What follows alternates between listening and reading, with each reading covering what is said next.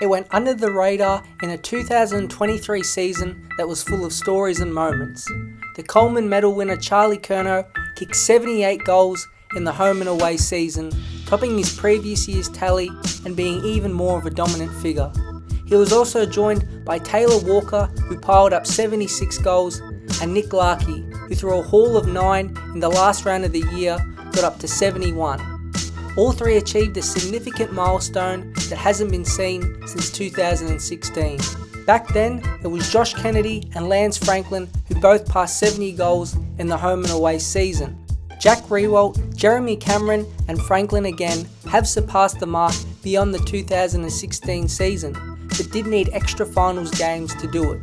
In this modern era, it is extremely rare, so to have three players in the same season accomplish the feat is impressive. It shows the key forwards especially are still well and alive and aren't just a foil used to bring the ball to ground. If they are good enough, they can have a big scoreboard impact. Individual goal-kicking prowess was there for all to see.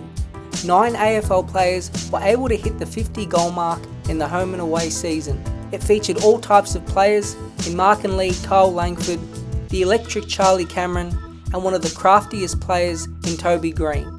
The 9 to reach 50 goals follows on from the same mark set in 2022, with back-to-back seasons showing a clear trend towards higher individual goal-kicking seasons. Excluding the shortened 2020 season, the last time we saw 9 players kick 50 goals was all the way back in 2015. The lowest point in this time period was 2021, when only 3 players in Harry Mackay, Jack Riewoldt and Tom Hawkins surpassed the half century, with 2021 ranking as the 5th lowest year for goals per game since 1965. But the change has happened quickly, and the uptake of higher goal tallies in 2022 and 2023 isn't for no reason. Specifically for this past year, a huge outlier was West Coast.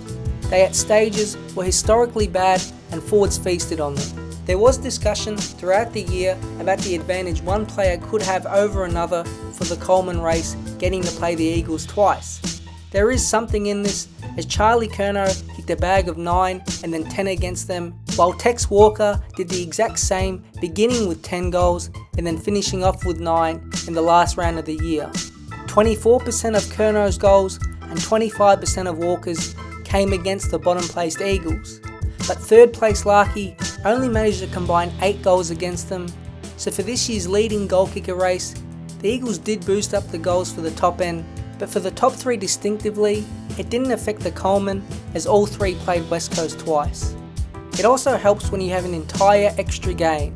With the gather round added, 22 games is now up to 23. If, for example, you take away the last game of this year, Taylor Walker and Nick Larkey's 9 goals don't even happen, which means they wouldn't have reached 70 plus. It's something to always consider from this point forward when looking at the leading goal kicker tallies compared to the past. Curnow still would have reached the mark either way, but it will obviously help all players in increasing total goals for the home and away season. 2021 saw rule changes that are now fully impacting our forwards. Flying under the radar has been the decrease from 90 interchanges to 75, which has been in place for 3 years now. 15 less interchanges a game may seem a small difference, but it forces key position players and defenders as a whole to stay out longer on the field. Midfielders mainly need the rest, so it's that progressive fatigue as an entire defensive unit and individually that forwards can take advantage of. The other switch up that has helped forwards is the stand rule. It goes hand in hand with the increase of fatigue. It opens up the play far more and stops players from moving corridor side and protecting the middle of the field. Now it's free reign, and that wave running is in full effect for teams that want to use speed and get the ball down the field quickly. It's hard to stop. Fast-paced ball movement always helps goal kickers, and the increase of fatigue opens up the options in attack. Both of the changes have been a godsend to the best forwards. 16 individual players have piled over 50 goals in the last 2 seasons. So who are some potential stars to jump up and hit the mark for the first time in their careers? How about Gold Coast spearhead Ben King? Under new coach Damien Hardwick, King has every chance to increase his 40-goal tally from this season. After 47 majors in 2021 and then an ACL injury costing him a year, he is primed to follow in the footsteps of Tom Lynch and Jack Riewoldt, who together kicked bags of goals in the chaotic style Richmond played. He will turn 24 in July and will only be stronger, coming off a solid 12-month campaign.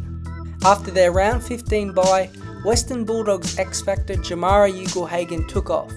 19 of his 35 goals came in the last 9 rounds. He showed in spurts how dominant he will become. The goal-kicking accuracy is a concern, and he may have to share too much of the scoring pie with teammates Aaron Norton and Cody Waitman. The hallmarks are there of a 50-goal return, but it may be a season or two away yet. The other key forward is Hawthorn focal point Mitch Lewis.